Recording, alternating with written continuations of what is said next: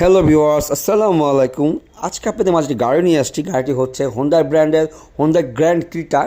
খুবই চমৎকার কন্ডিশন। গাড়ির সামনে যে গ্রিলটা আছে খুবই সুন্দর, এবং এই হোন্ডার যে ব্র্যান্ডের লোগোটা দেওয়া আছে সামনে, খুবই চমৎকার, দেখতে ভালো লাগতেছে। এবং গাড়িটি কিন্তু একদম মডেল হচ্ছে 2024 এবং রেজিস্ট্রেশন 2024।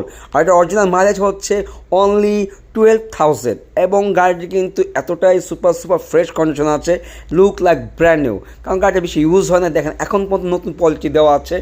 এবং গাড়িটার যে লেদার দিয়ে ড্যাশবোর্ডটা দেওয়া আছে এবং বিল্ডিং একটা মনিটর দেওয়া আছে, এবং গিয়ারটা কিন্তু খুব চমৎকার, এবং স্টার্টিংয়ে কিন্তু দেখতে লুকিং খুব নাইস। এবং এটার অরিজিনাল সিট হচ্ছে লেদারের, খুব প্রিমিয়াম কোয়ালিটি লেদার দিয়ে সিটটা করা হয়েছে।